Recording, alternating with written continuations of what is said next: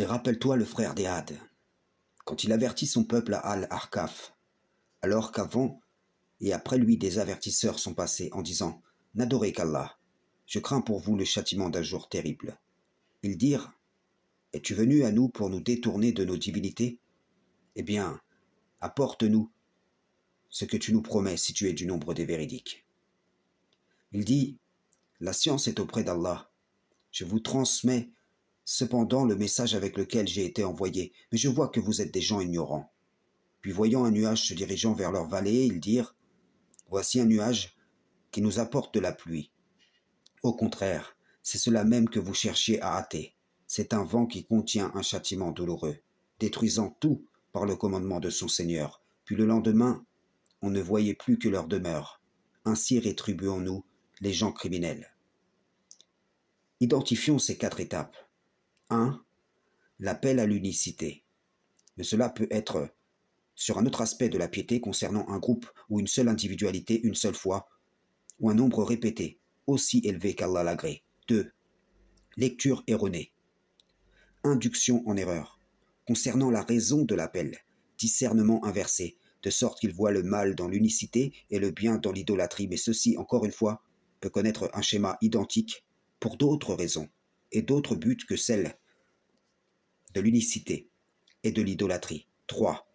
Ils se moquent de l'avertisseur et de ce dont ils sont avertis, quel que soit l'avertisseur et la forme d'avertissement. Ils lancent un défi. 4. Ils sont cernés par ce dont ils se moquaient, jusqu'à espérer, à la vue d'une forme de châtiment, une forme de miséricorde.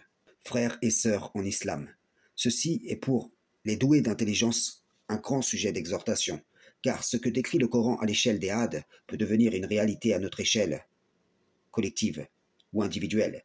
Oui, peut-être qu'Allah t'avertit dans ta vie, 1 fois, 2 fois, 3 fois, autant de fois qu'il le veut sur un sujet ou un autre, et que toi, tu te moques de ce dont tu es averti, que tu te moques du moyen par lequel Allah te rappelle à l'ordre.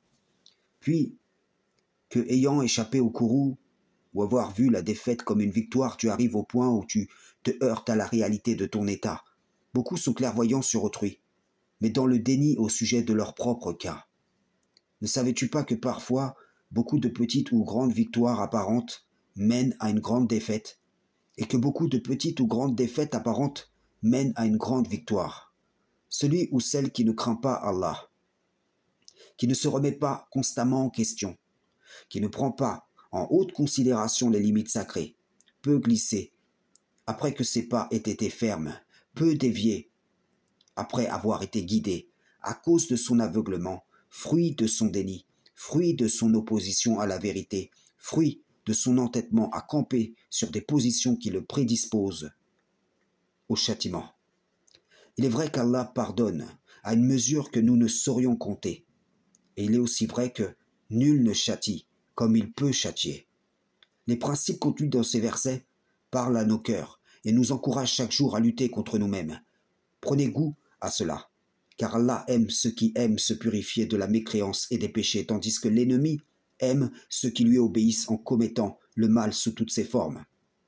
Allah nous a fait une promesse de vérité, tandis que l'ennemi et ses suppôts ne promettent qu'en tromperie. Réfléchis, car nombreux sont ceux qui ont pris, prennent et prendront les appels des adversaires comme des promesses du Créateur, de sorte qu'ils se sont retrouvés, se retrouvent ou se retrouveront, espérant la bénédiction à la vue de la malédiction qui était sur leurs talons. Frères et sœurs en islam, salam, shalom.